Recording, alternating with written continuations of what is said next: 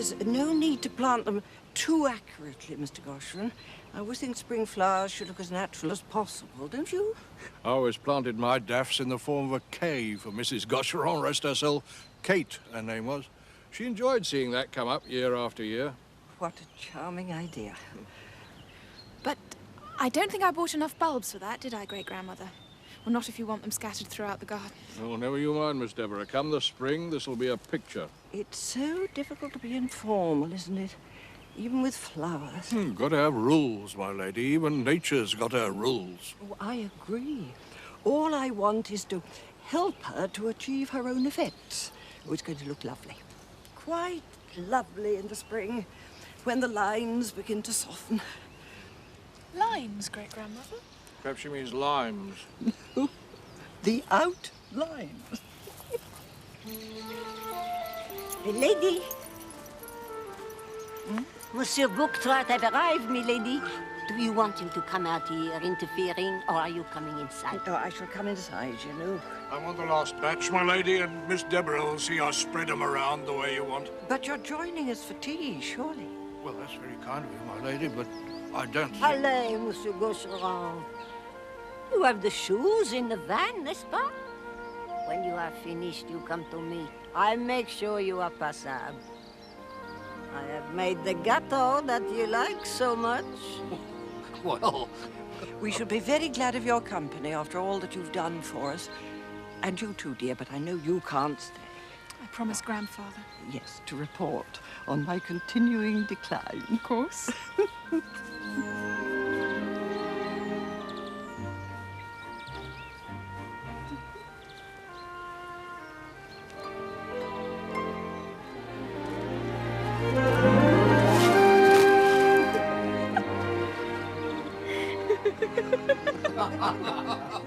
But what you cannot comprehend, Bucktrap, is that the true artist is not at all deterred by the imminent end of everything.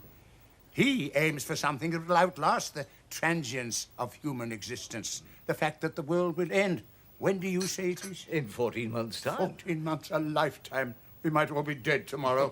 Let us hope not, Mr. Fitzgeorge, though I entirely concur with your sentiments. The point I'm trying to make... The old church stonemasons never used to finish anything.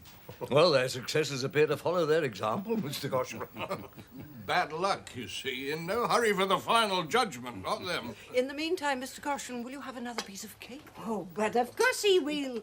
I make it specially. Oh, fickle woman. When I venture here on my own, you tell me it is for my special pleasure and mine alone that you cater. If monsieur will allow me to finish, I make specially for all milady gentilhommes. No doubt you're familiar, Mr. Fitzgeorge, with the works of Boethius. I'm an ill-educated chap. Picked up all I know on my travels, not out of books. Yes, but Mr. Bucktrout has travelled too, you know, travelled Pity widely. he profited so little by it then. As a matter of fact, it was my contact with Eastern philosophy and its peculiar fatalism that led me to conclude that if... Beauty is the only thing worth bothering with. Yes, but beauty doesn't lie only in objects, Mr. Fitzgeorge. Even in objects such as you possess, as I once told our gracious hostess. The beauty of a pair of boar's tusks coming at you. Nothing beautiful about killing a boar. Mere barbarism. But you indulge, you not, in the pleasures of the chase? I? Never. In the pursuit of an object for your collection? I've never killed for the sake of beauty, Bucktrout. And yet you enjoy your meat? My husband always said that it was contradictions of that kind that made the life of the politicians so fascinating. Politicians, they can't see beyond their own snouts. Nevertheless, Mr. Fitzgeorge, the beauty of the chase in the foothills of the Himalayas... Bah! I wager Gaucheron here knows more about beauty than you, Bucktrout. And he's never wandered further than, what, a shepherd's bush? Mrs. Gosheron came from the Isle of Dogs, as a matter of fact. Oh, dear, now I wonder who that is. Good afternoon, Jean. I wasn't Is expecting... my mother in the drawing room? Yes, milady. Good. Lady Charlotte, milady. Harry, dear, how nice. Now, I think you know Mr. Bucktrout and Mr. Goshen, and this is... George. And the acquaintance from... India. Oh, you knew my father, then. Do please sit down. The meeting was cancelled, so I thought I'd avail myself of the opportunity of seeing my mother. You have tea, Lady Charlotte? Well, I cannot stay long. Well, I trust I'm not interrupting anything of importance. Did you know my father then, Mr. Jones? Know him, yes. Oh, were you in the diplomatic service? No. Oh, perhaps you were in India on business. Business, no. I see. So, A private visit, you might say.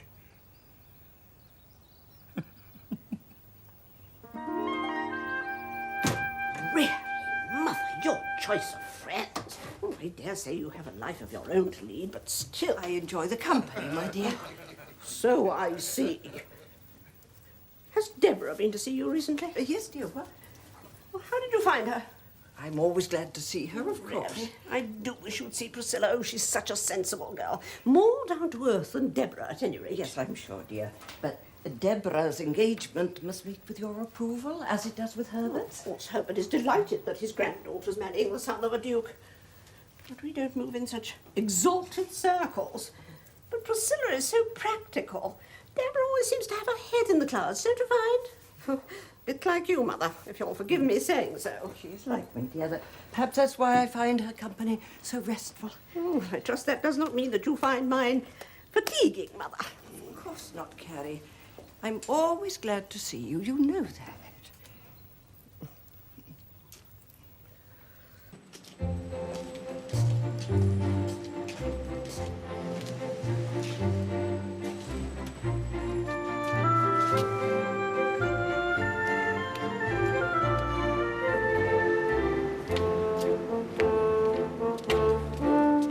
What's the matter, Holland? Got nothing better to do than hang around other people's houses? I was just, I thought, are you all right, Fitzgeorge? Don't I look all right? Yes, it's just that I haven't seen anything of you for 3 weeks, and I was a bit... I mean, we used to dine together regularly every Thursday. What's today? Monday. There you are, then. I suppose you want to come in. Yes. Well, no, not if you're particularly busy. I'm always busy, Holland. Come on in, then. Can't have you loitering in the street. But I'm not going to make you a cup of tea or insisting like that. I can assure you.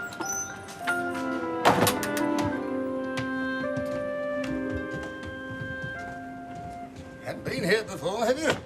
No, Fitzgeorge, not the one. Come on, step. Careful down the stairs.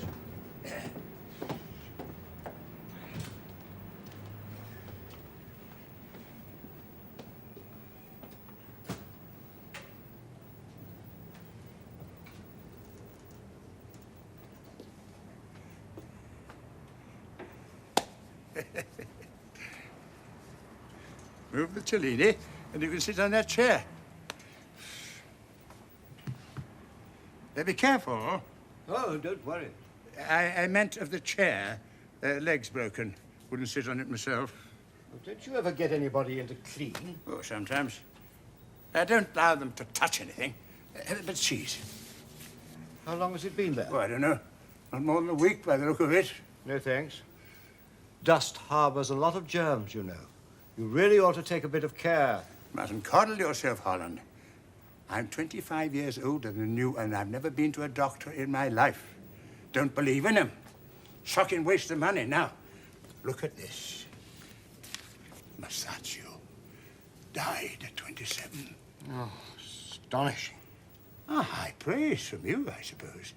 I know you save your panegyrics for those bits of brass that you keep, but this is poetry, Holland. If only you were capable of recognizing it. Oh, by the way, I read an article about you in a magazine. Oh, what? One of London's eccentrics, it said. You were part of a series. Part of a series? Impudence. Oh, I heartily agree. Who wants to read about me? I don't want to read about them. Eccentric indeed. What's eccentric about keeping yourself to yourself? Terrible people, journalists. Thank heaven they don't allow them in the club. Ah, damn good thing. So, I might see you there on Thursday? What?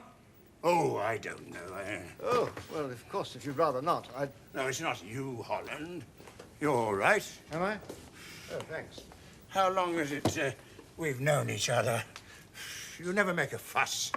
You're not going to start now, are you? No, of course not. I do miss our little discussions. Oh, don't worry about that. Thursday, perhaps? You can see yourself out, can't you? Oh. Yes, I suppose so. You have to bang the front door.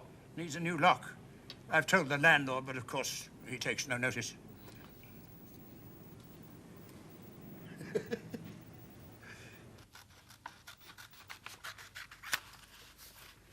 Qu'il est donc joli.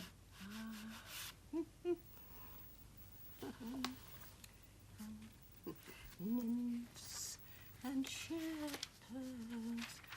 come away. I'm still not entirely easy in my mind about her. My dear Carrie, she will soon be marrying George Noel. Yes, I know, Herbert, but that sort of thing so fills a girl's head. She can't think properly about anything. Deborah? I dare say, I dare say. Mabel should be down soon. Another sherry? No, thank you. You see, she could so easily be led astray. By Mother, I mean. Very dependable girl, you know. Does as she's asked. Rarely quite dutiful. We've never had cause to complain at any rate. Is she reliable? I'd have thought so. Absolutely. Behaves as expected and that sort of thing. Not like Mother. Or Edith, come to that. Edith and Kay are the only members of the family who can't be relied on. Have you noticed that? Apart from Mother, of course. What I'm trying to say, Herbert, is the idea of Deborah keeping an eye on Mother has become like the blind leading the blind. If Mother was up to something, Deborah would know about it. You weren't at this tea party. I really A don't think... builder, an estate agent, and a perfect stranger. Oh, poor Father. It's all I could think of. But of course, when Father was alive, she wouldn't entertain in her own. She never had the time. But he surely would have expected in his absence, as it were. I felt like a child, Herbert, as though I'd strayed in unexpectedly from the nursery. Oh, and that man, Jones. Mr. Kay, my lord. Ah, Kay. Not late, am I? You've time for a sherry, if that's what you mean? Thanks. Carrie? Hate these affairs, don't you? Some of us at least have a sense of duty. Anyway, it's Mother who should attend. After all, it is her charity. It was Father's idea. Poor Father. Carrie was just It's saying... all right, Herbert. Have you been to see Mother Kay? Afraid not. Not recently. I keep meaning to, but, well, I hate going out in the cold, don't you? I have been. This afternoon. It was a very strange experience. Oh, I wouldn't travel on the underground, not in this weather. You never know what you might pick up. One has to be so careful, doesn't one? Where on earth is Mabel? Lady Edith, my lord. I am so sorry, but Gallicucci got out. Gallicucci? My canary, you know. I had to chase her all round the living room. Oh, but the others aren't here, so that's all right then, isn't it? William and Lavinia are meeting us there. As for Mabel, a drink, Edith? No, thank you, Herbert. Well, how is everybody? Oh, so glad to read about Deborah, Herbert. And how is Priscilla, Carrie? Has anyone seen Mother? I spoke to her on the telephone and she sounded very chirpy. She has tea parties. What fun! Full of old gentlemen. Oh, good for Mother. Oh, Edith, it's no good talking to you.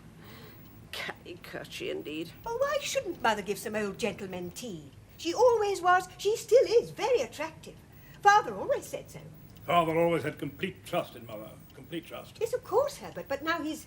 I mean, why should that stop her entertaining some admirers? Admirers at her age? Why not?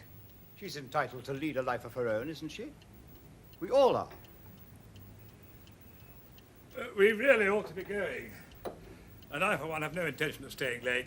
Speaking for myself, I find these affairs pretty tedious. Then why are we going? Edith, dear, it's our duty. I am so sorry to have kept you all waiting. The clasp on these pearls, you know, is really so... Let's be off.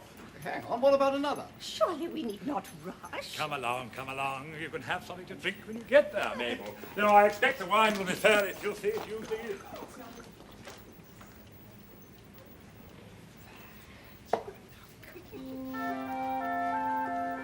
Come along, come along.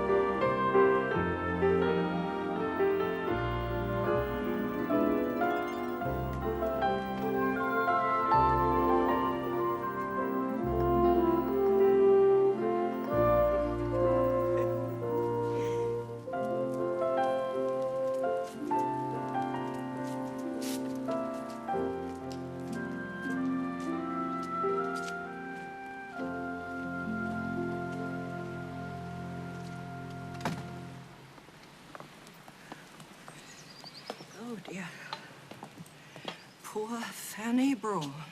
What about Keats? His life was wrecked, wasn't it? Of course, but how could she be expected to understand what manner of man she was dealing with? I wouldn't let my life be wrecked. Too much of an egoist, I dare say. I'm glad. So am I. And yet, I've been faithful in my way, you know. Shall we walk up to the pond? Mm-hmm. There's such an air of strain and tragedy here, don't you think? As you like. It doesn't bother me.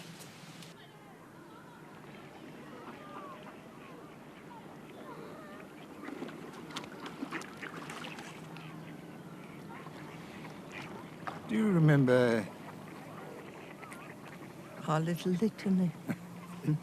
I was remembering the first boat that we ever went out on. you know? Yes. And Henry had to ask for an advance on his salary so that we could travel in the manner befitting the Viceroy. Ridiculous. Yes. And he had to purchase all his predecessors' plate.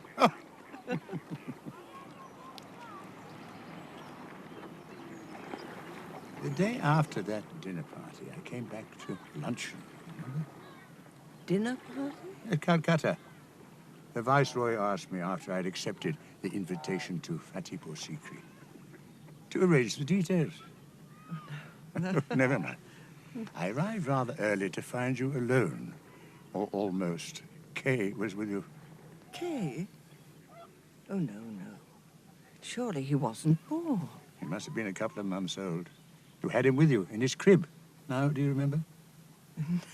Well, I'm rather embarrassed at being found with your baby by a strange young man. But you got over it immediately. I remember admiring the simplicity of your manners. You asked me to look at him and held back the muslin from the crib. For your sake, I took one glance at the horrid little creature. But what I really saw was your hand was as white as the curtain, save for the color of your rings. These rings? If you say so. I told Kay I'd seen him in his cradle. I've been saving that little joke against him for years.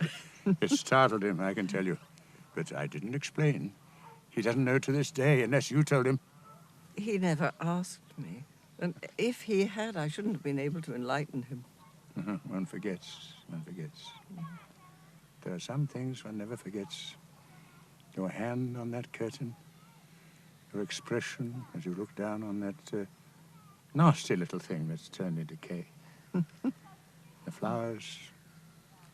Flowers? You were in the middle of arranging them, summer flowers, when I had arrived from an English winter.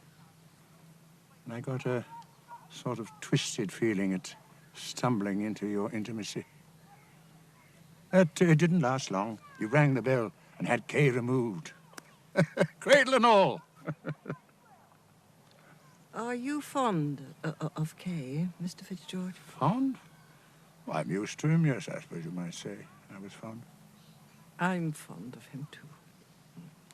He and my younger daughter, they're the only two of my children who are at all like me. No one like you, Lady Slane. As for Kay, well, he and I understand each other well enough to let each other alone. We're used to each other. Let's put it like that. At our age, wouldn't you say anything else would be a nuisance? Yes, I suppose it would.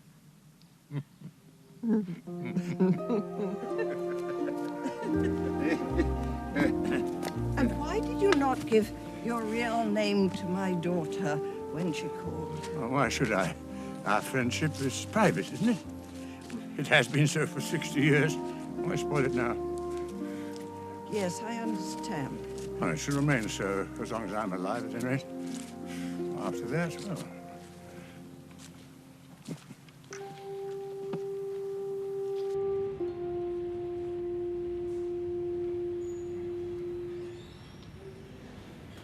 There's Mr. Holland now, sir. Thank you. I'm afraid you can't go in, sir. You not being a member. Mr. Folger, I was not expecting a visit. Then you haven't heard, Mr. Holland? Heard what? I was having my lunch. Mr. Fitzgeorge. Yes? I'm sorry to say, sir, it's all in the paper, Mr. Holland. He was found this morning. Fitz? I'm afraid so, sir. Fitz? Why didn't somebody... Simmons. Yes, Mr. Cab at once. Certainly. Wait, I'll get my coat. Foljam, we must go and see. There may be something.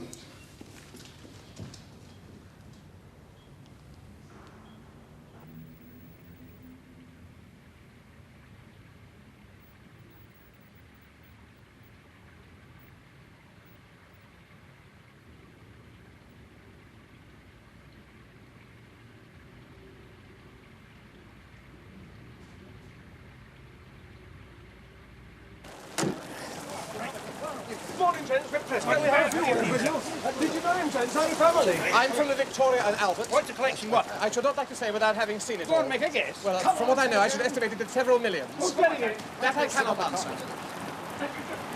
I'm sorry, sir, not at the moment. All right.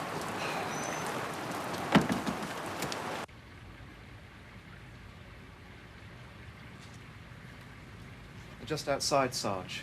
Chap from the museum and the other gentleman. Other gentleman? Well, think he's with the museum, Sarge. Oh, very well, very well. Let them in. What about all those reporters, Sarge? They only want to take a picture. Well, they can't. Keep them out.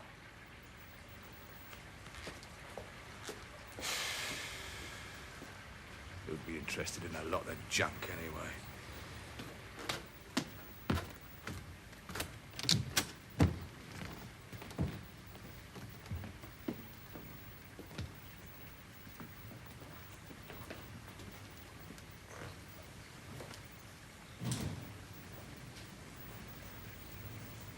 Foljam, Victoria and Albert. We sent for you as soon as we knew. Yes, sir. And this other gentleman, sir? Is Mr. Holland, a friend of Mr. Fitzgeorge's. A friend, eh?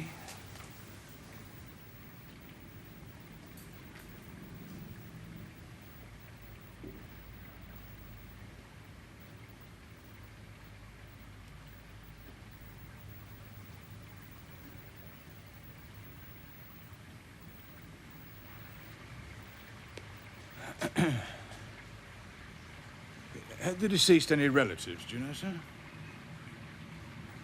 What? Family, sir. You know of anyone? No.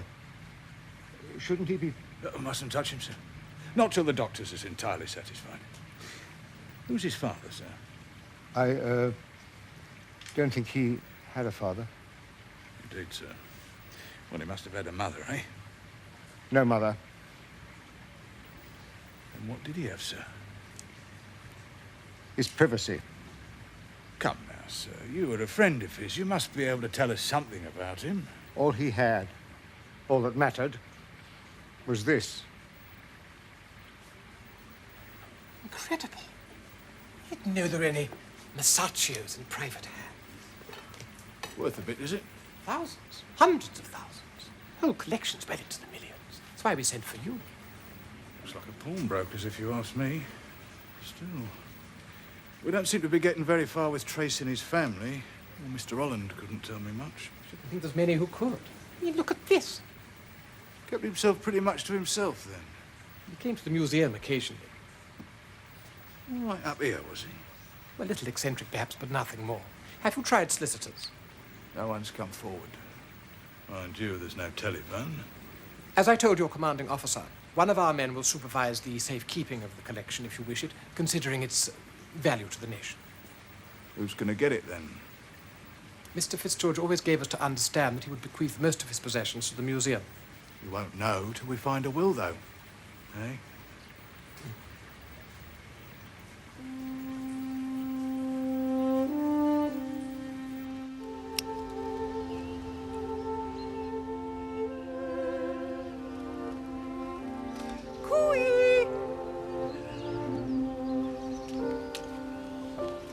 Okay, dear, come and free me. There. Oh, thank you. Now, gently. That's right. There. Now, this is nice. What is it? Mother, look here. Fitz is dead. Mr. Fitzgeorge.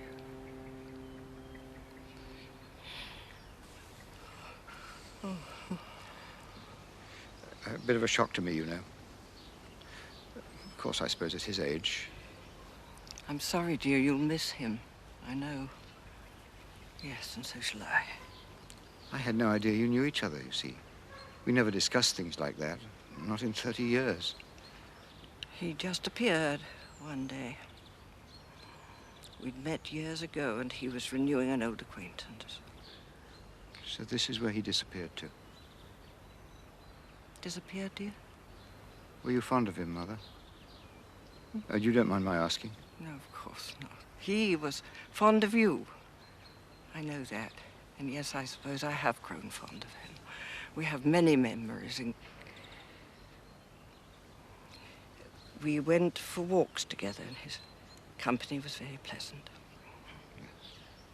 That would explain it. Explain what, dear? You see, I'm one of his executors. Yeah. He's left everything to you. No. No. No, that's the last thing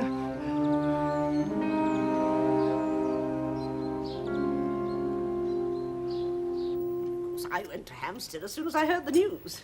80,000 a year, and the art is worth at least 2 million if the Telegraph is to be believed. Well, I couldn't get in because of the reporters. I had to creep round the back and shout, "Mother!" How awful, Carrie. Poor Mother. Well, I couldn't leave her alone. You know how unfitted she is to deal with this sort of thing. Perhaps Kay had something to do with it. He and Fitzgeorge were friends, after all. Yet he never introduced him to Mother. He told her so. But only the other day he was boasting about how clever he'd been in safeguarding Mother's privacy. He could have been lying. William, Kay couldn't tell a lie if he tried. Did Mother ever mention this Fitzgeorge to anyone? Not even to Deborah, dear. As far as we know.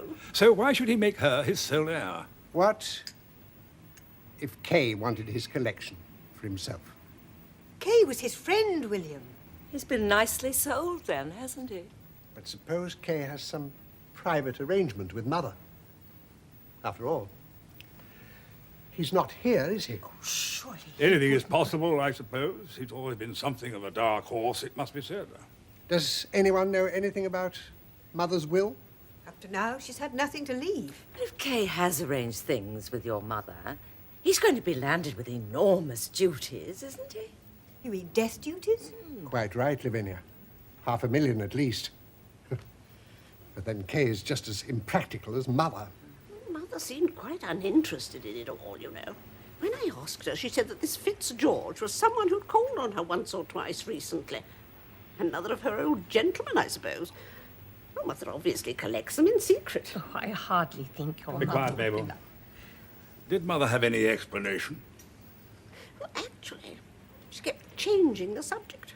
I mean, as if one could. She won't allow reporters into the house. She won't even allow Janou to bring a newspaper into the house until, she says, the fuss has died down. Well, she won't even talk to me about it. Well, it is a little hard, you know, to be so misunderstood. She seemed to be keeping me at arm's length, as though she was holding something back. But at your mother's age, what could one hold back? One never knows, does one? Oh, come now, Carrie. Oh, very well, Herbert. All the same, a very strange idea struck me. No, I can't say it. Carrie, we always had a pact. Never start a sentence you don't mean to finish. But that was when we were children, Herbert. Well, of course, you'd rather not. Kay said that Mother knew this Fitzgeorge out in India. Well, apparently he saw Kay in his cradle. What if the relationship went back further? What if he's left everything to Mother, intending it to go to Kay because... Because what? Because? Exactly can't mean what I think you mean. Oh, dear Edith. So naive. Mother loved Father, always. She would never have deceived him. Why do you always have to see everything in black and white? I don't care what you say. I am not sitting here listening to any more of this. Dear Edith. I do wish you hadn't made me say anything in front of Edith. Surely she wouldn't. She and Kay are pretty close. I'm just glad poor father is no longer with us. Poor father. But don't you think The your important father... thing is, what is Mother going to do with it all?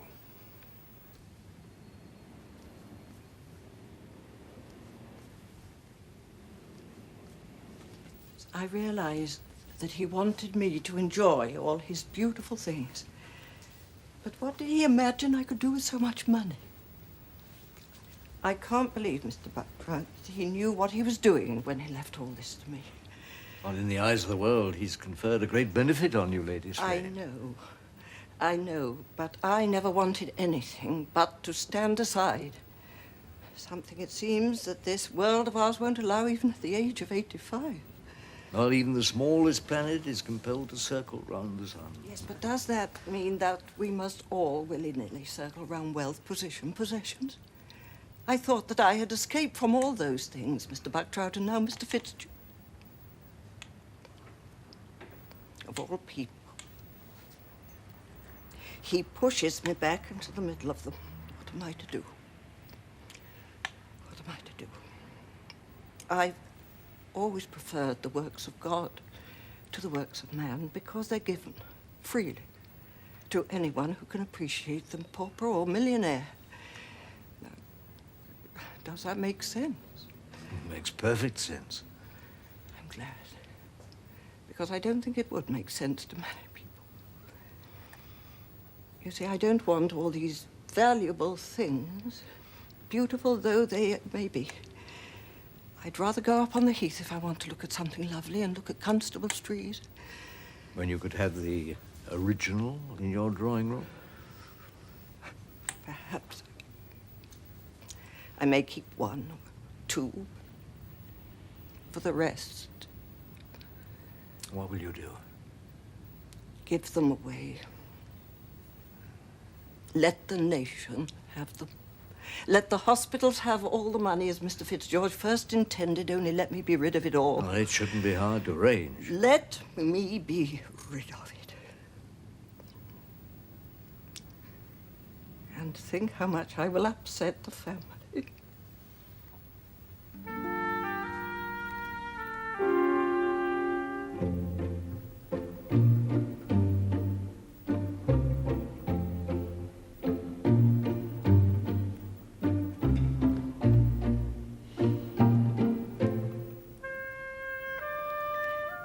Now, my dears, if you will excuse me, I know Janoo is cooking a chicken for my supper. I'll see you home, Mother. Would you like me to come, great-grandmother? I wish to speak to you, Deborah. Yes, grandfather.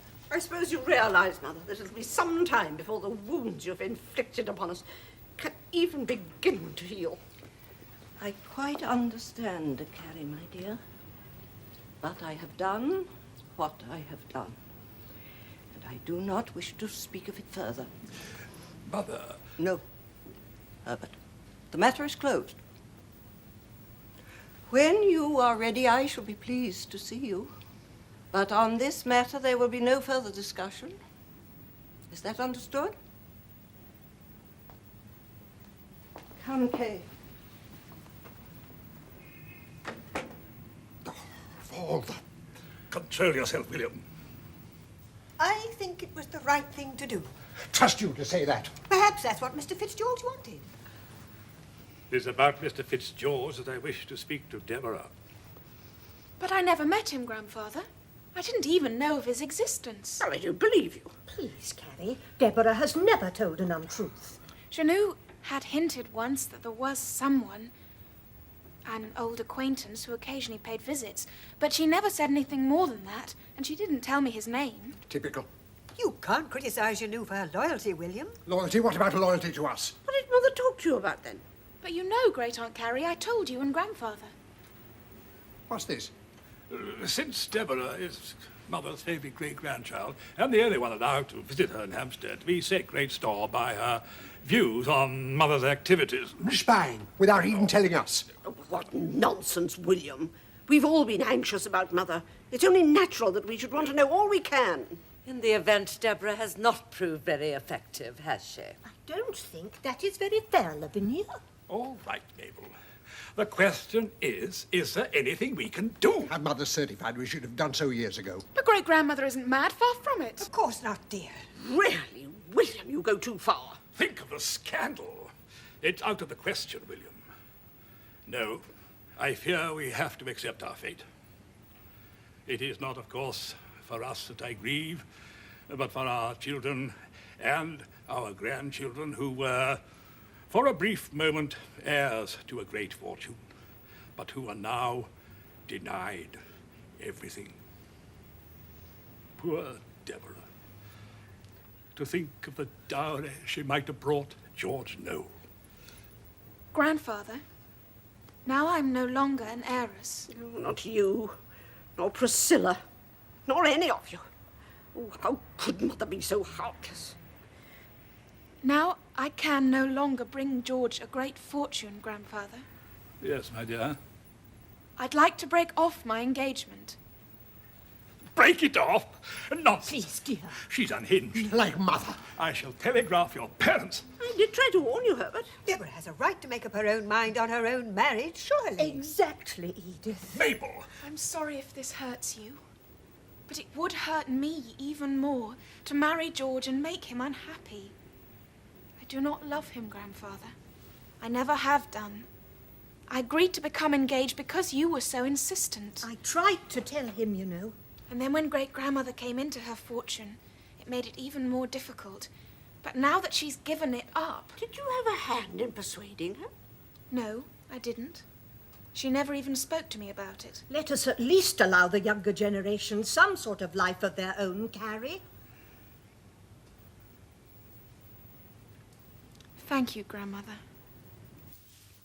And he told me once, you know, that I had sinned against the light. Oh, he was right, of course. I think that it wasn't so much his fortune that he was offering me as the chance to be true to myself. And you've taken it, Lady Slane. Yes, and yet I wonder if I have been fair to my grandchildren and my great-grandchildren. One can make extravagant gestures oneself, but has one the right to impose them on others? But you shouldn't concern yourself on that score. You've done what you believe to be right. That's all that matters. Good afternoon, Nonetheless, my great-grandchildren will scarcely give me credit for having acted from such romantic motives. They may very well think me inconsiderate and selfish. I can hardly see that it matters much one way or the other. Well, when your Cellinis and your Poussins all mingled in planetary dust, along with your grandchildren and great-grandchildren, which will shortly be the case, your problem of conscience will cease to be of much importance, will it not? That may be true, Mr. Bucktrout, but it is not of much help to me. Goodness knows what Henry would have said. To my mind, Mademoiselle Deborah, milady has gone cuckoo. Well, I don't think so, Janou. The grandfather would agree with you. Oh, and I was thinking to see again les beaux jours like in Calcutta. Would you ride on an elephant through the streets of Hampstead? For myself, it matters not at all.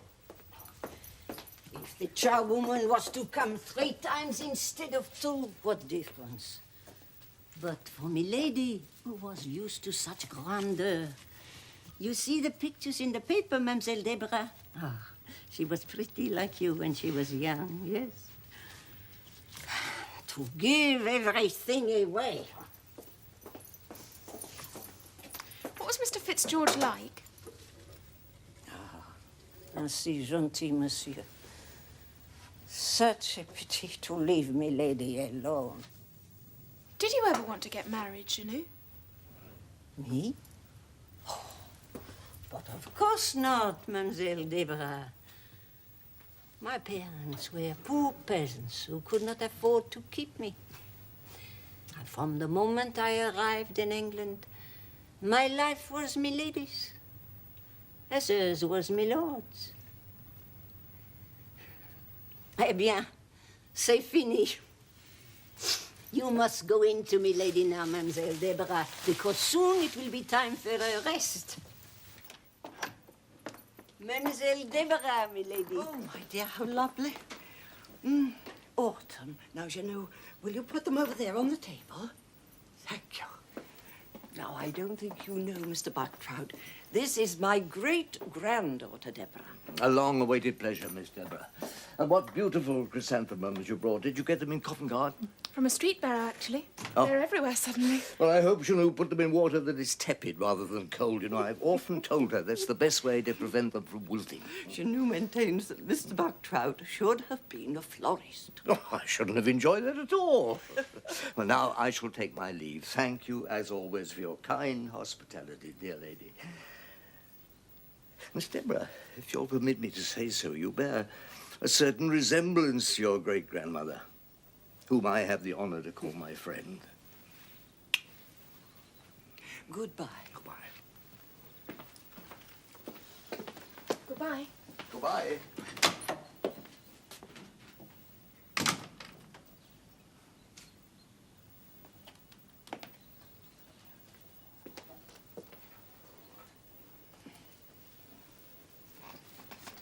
Great-grandmother, I've broken off my engagement.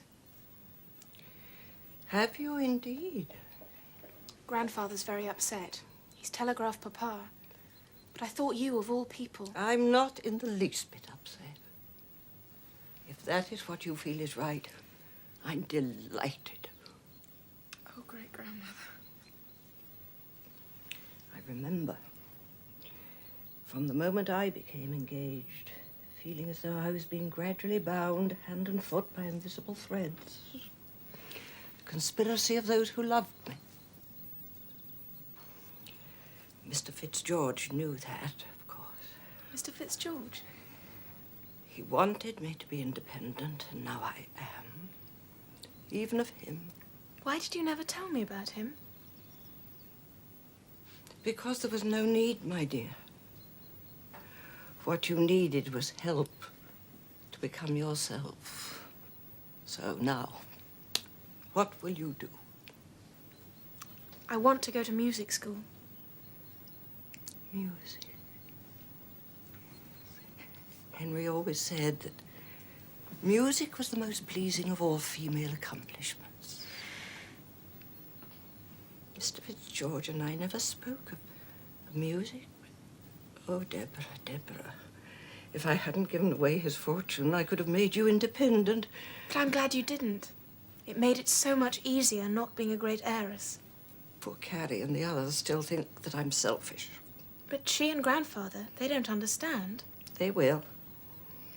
In time. I'm not so sure. They care about position and money and so on. Not the sort of things I care about. Or my friends. That they are what Grandfather calls useless members of society. But they're not. At their center, they have this stone of honesty. They're simply determined to be true to the things that matter. Like Mr. Fitzgeorge. Like you, great-grandmother. Dear Deborah. Music matters to me, and I must be true to that. I'm right, aren't I? Yes, of course you're right. It might be myself speaking. Now, I'm very old. And I'm rather tired. And I must let you have your rest. You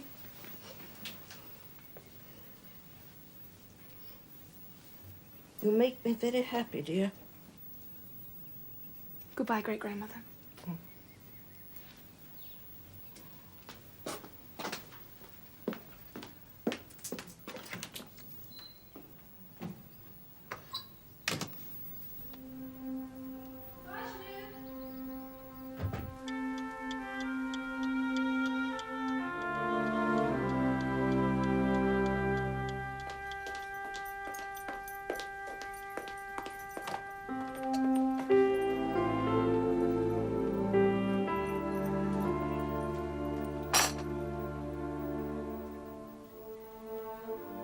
lady.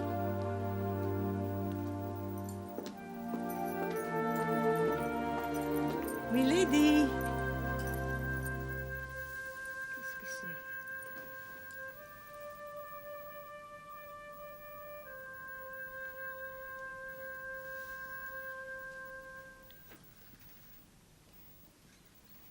Milady est morte.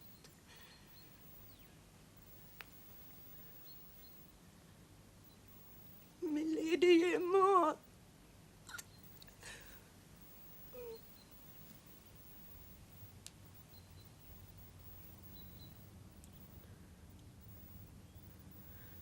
Of course it was to be expected, Mr. Bucktrout. But it comes as a shock, nevertheless. I'm sure it does, Lady Charlotte. Poor mother. Such an exceptional woman, you know. Though naturally you could not know, since you were scarcely familiar. She was only your tenant, of course. A correspondent in the Times this morning described her as a rare spirit, Mr. Bucktrout. That's what I've always thought myself, a rare spirit. Sometimes she was a little difficult to manage. Indeed, she was unpractical to a degree. But practical things are not the only ones that count, are they, Mr. Bucktrout? Well, the Times also said something to that effect, did it not? That poor mother had a beautiful nature. I don't say that I would have acted as she did, indeed. Sometimes her motives were a little difficult to follow. She was quixotic, shall we say, even injudicious, and she could be very stubborn. There were times when she wouldn't be guided, which was unfortunate considering how unpractical she was. Had she listened to us, Mr. Bucktrout, we should all now be in a very different position. There's no good crying over spilt milk, is it? There's a man here who can take the measurements for the coffin, if you wish. My brother, Lord Slane, will be here shortly. He will make all the necessary arrangements.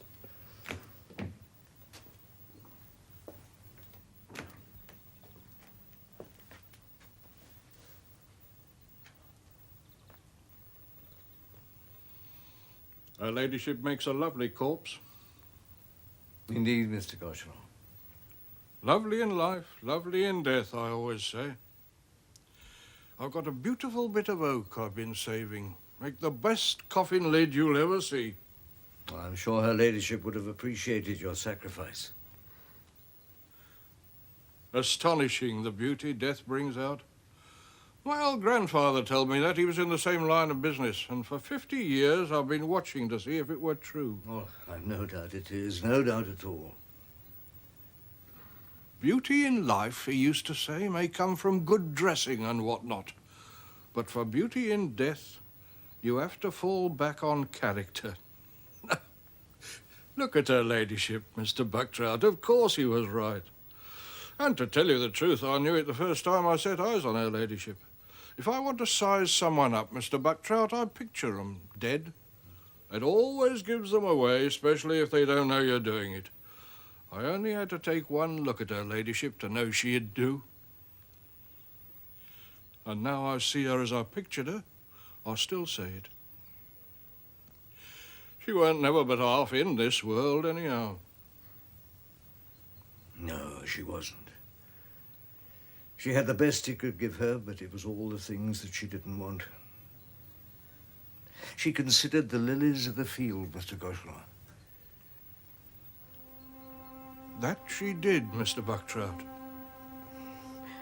I would rather you two gentlemen stop talking across my mother as though you were a Greek chorus. I came here in the spirit of forgiveness. A spirit of lamentation might have been more appropriate, Lady Charlotte. Perhaps you would have the goodness to leave my mother's funeral oration to one of her own family.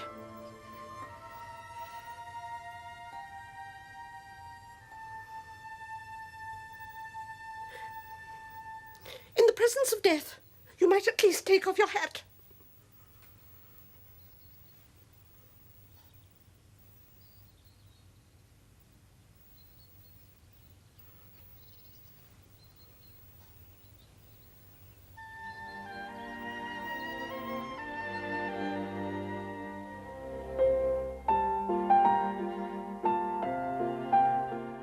Enjoy some of the best dramas from the 80s, 90s and noughties in our classic drama collection. Watch on BBC iPlayer.